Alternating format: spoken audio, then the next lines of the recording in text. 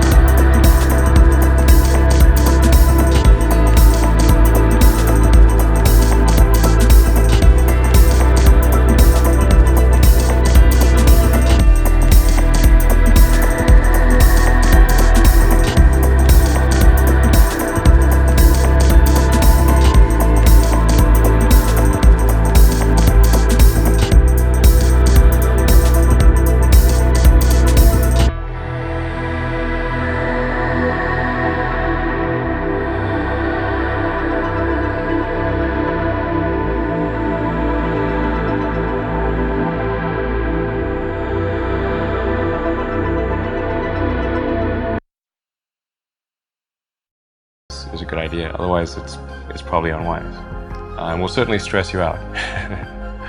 So I think you have to be pretty driven to make it happen. Otherwise, you will just make yourself miserable. And once you have a family, you start taking risks not just for yourself, but for your family as well. It gets much harder to do things that might not work out. So now is the time to do that before you have those obligations. So I would encourage you to take risks now. Do something bold. You won't regret it.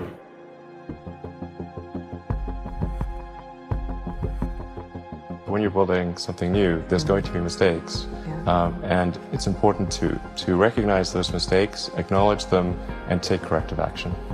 And the success of a company is very much more about how quick are you to fix the mistakes, not will you make mistakes. Or admit mistakes. Absolutely. Yeah. And if you see the difference between a startup that is successful and one that is not, and it's because the successful one, they both made mistakes, but the successful one recognized the mistakes, fixed them very quickly, and the unsuccessful one tries to deny that the mistakes exist. Yeah, I mean, it's not like I like failure. I mean, who likes failure? It's terrible. But if you only do things that are certain to succeed, then you're only going to be doing very obvious things. I mean, I think there's like some entropic basis for this. Like, there are many more ways to fail than to succeed. So you have to explore. I mean, particularly like for a rocket, there's like 1,000 ways to think and fail, and like one way it can work. So you could have a lot of rocket failures to explore all the ways in which you could fail. So failure is not a big stigma. So it's like if you try hard and it doesn't work out, that's okay. Like, you can learn from that and do another company, and it's not a big deal.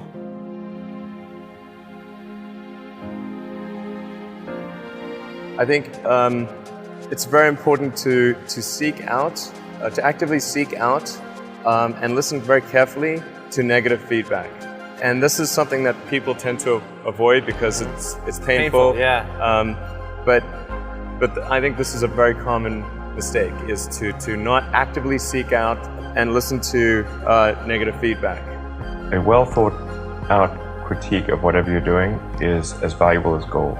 And you should seek that from everyone you can, but particularly your friends.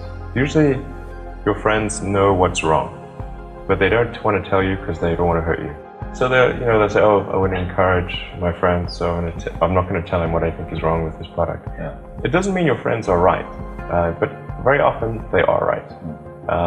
And you at least want to listen very carefully to what they say.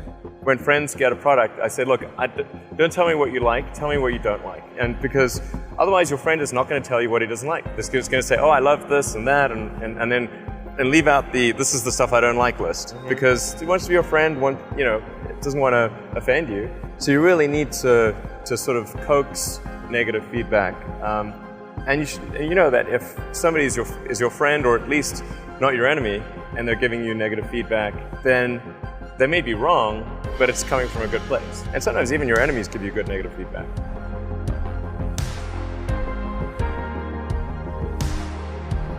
If you're creating a company or if you're joining a company, the most important thing is to attract great people. So either join a group that's amazing, that you really respect, or if you're building a company, you've got to gather great people. I mean, all a company is a group of people that have gathered together to create a product or service.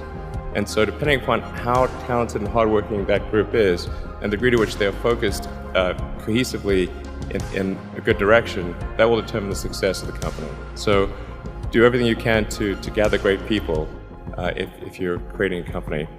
When you hire people, or really what you're trying to, when you hire people, that just means you're convincing people to join you in the endeavor. You should hire people that are also passionate about what you're doing. So it's not just that they're not just there for salary, that they really need to care about what they're doing. And then they will stay during the dark times.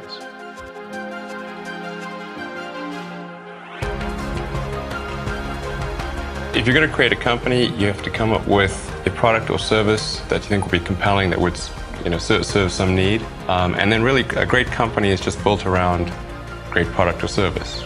That's the whole purpose of a company, is to propagate that product or service and put it in the hands of people who would find it useful. And so I think that's the main thing, is try to think of the most useful thing you could do for your fellow human beings, and then a company is the process of scaling that up and in scope, increasing that in scope and scale. When you're trying to create a company, what you're really trying to do is organize a group of people to do something useful. Something useful is as measured by other people who are the consumers of your products and services. This may seem like an obvious thing, but often people will organize groups into a company that doesn't produce something useful.